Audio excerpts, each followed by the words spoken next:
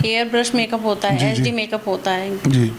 Glass finish makeup होता है, जो शाइन करता है उसको ग्लास फिनिश मेकअप बोलते हैं। तो बहुत सारे तरीके के मेकअप होते हैं। मेरे सामने तो नहीं आया। ये सबसे पहले तो हाइजीन का ध्यान रखना है, सफाई का। जो हम ब्रश यूज कर रहे हैं वो, जैसे हमने किसी का मेकअप किया उसके बाद उसको क्लीन करो।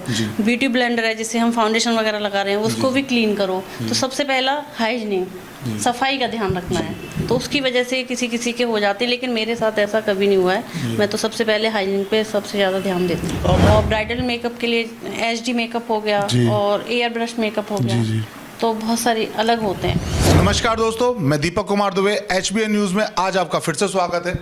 जैसे कि मैंने पिछली बार आपसे वादा किया था कि इस बार फिर हम एक नई हस्ती के साथ जुड़ेंगे, तो मैं अपना वादा पूरा करते हुए आज फिर ऐसी हस्ती के साथ आपसे रूबरू करा रहा हूं जो अपने दम पर उन्होंने अपना बिजनेस स्टार्ट किया और आज वो हमारे बीच में बैठी हुई हैं। मैम, सबसे पहले आपका बहुत बहुत स्वागत है हमारे चैनल के माध्यम से। सर, मैम, मैं चाहूँगा कि एक बार आप हमारे चैनल के माध्यम से अपने बारे में कुछ बताएं। हाँ, मेरा नाम प्रीति शर्मा है। मेरा मेकअप स्टूडियो है प्रीति मेकअप स्टूडियो के नाम से ही, स्वर्ण जयंती नगर में है, पुष्पांजलि के अपोजिट। और मैं मेकअप करती हूँ। मैम, मेरा यहाँ आपसे सबसे पहला सवाल है कि जैसे कि आपके पास काफ़ी क्राउड आता होगा जी, तो सबसे ज़्यादा किस तरीके का क्राउड आपके पास आता है? किस तरह के वो मेकअप चाहते हैं? वो फेशियल चाहते हैं या हेयर बॉन्डिंग चाहते हैं या हेयर ट्रीटमेंट चाहते हैं? किस तरह का कस्टमर सबसे ज़्यादा आप डील करती हैं? मेरा तो मैं मेकअप ही करती हूँ, बाकी का सारा स्टाफ देखते हैं, हेयर का, स्किन का, मेरा मेकअप करने का। मैम, बहुत सारे केसेस में ऐसा हुआ है कि जैसे कि कभी किसी ने मेकअप कराया हुआ और मेकअप कराने के बाद उनके साथ ये प्रॉब्लम आ जाती है कि उनके स्किन पे प्रॉब्लम हो जाती है, पिंपल्स हो जाते हैं या स्पॉट्स पड़ जाते हैं या इचिंग प्रॉब्लम हो जाती है।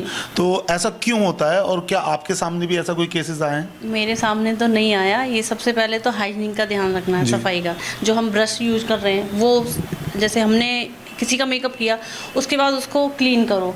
ब्यूटी ब्लेंडर है जिससे हम फाउंडेशन वगैरह लगा रहे हैं, उसको भी क्लीन करो। तो सबसे पहला हाइजीन, सफाई का ध्यान रखना है। तो उसकी वजह से किसी के हो जाते हैं, लेकिन मेरे साथ ऐसा कभी नहीं हुआ है। मैं तो सबसे पहले हाइजीन पे सबसे ज़्यादा ध्यान देती हूँ। मैम, कहीं ना कहीं इस बात को हम प्रोडक्ट से भी रिलेटेड कर सकते हैं कि बहुत सारे जो मेकअप स्टूडियोज होते हैं वो जो प्रोडक्ट है उसको बहुत डाउन लेवल पे यूज़ कर लेते हैं। अपनी मार्केट बनाने के लिए वो अलग अलग प्रोडक्ट यूज़ करते हैं।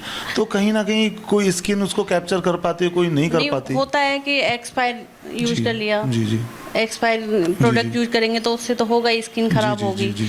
और सबसे पहले प्रोडक्ट आप किस क्वालिटी कैसी है प्रोडक्ट की, वो भी हम देखते हैं। अच्छी क्वालिटी का ही प्रोडक्ट, ब्रांडेड ही रखते होंगे, ब्रांडेड ही रखते हैं। तो मैम, मैं मेकअप से रिलेटेड आपसे एक चीज़ पूछता हूँ, जैसे कि आप इंडोर भी करती हैं, इंडोर आउटडोर भी जाती हैं या ब्राइडल के लिए भी करती हैं या ऐसा कुछ सर्विसेज आपकी साइड से नहीं? मैं जाती हूँ जी। जैसे बाहर के मेकअप आते हैं तो मैं जाती हूँ बाहर करने।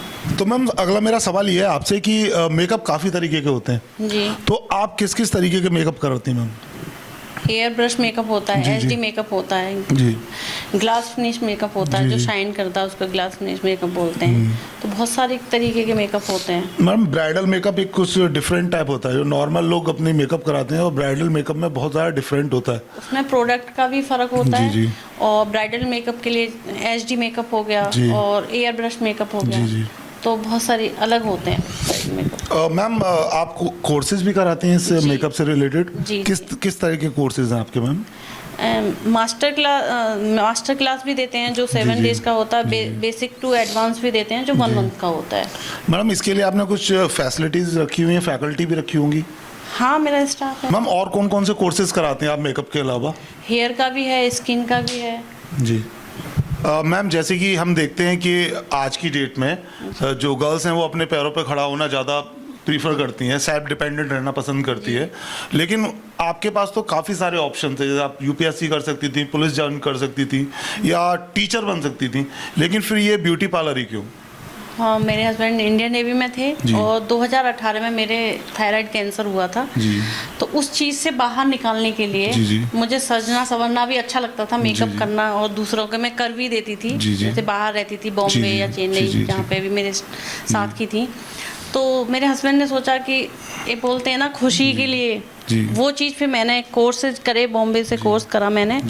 उस इसलिए मैंने फिर ये चूज करा। हाँ, मैं ये भी दिखा सकती हूँ कि कैंसर हो गया तो बहुत से सोचते हैं कि अब हम नहीं बचेंगे या कुछ अब नहीं है लाइफ में। ऐसा कुछ नहीं है, मैं भी हूँ, मैं ठीक हूँ जी। मतलब आपने अपने आप को सेल्फ मोटिवेट किया जी। ये बहुत अच्छा किया मैम। तो आज थी हमारे साथ मिस प्रीति, जिन्होंने अपने पैरों के ऊपर वो किस तरह से खड़ी हुई, उन्होंने किस किस तरह के संघर्ष किए, अपने माइंड को, अपनी बीमारी को दूर करा और आज वो हमारे साथ आपके बीच हैं। बने रहिए मेरे साथ। HBN news, Deepak Kumar Dubey, Aligarh. धन्यवाद।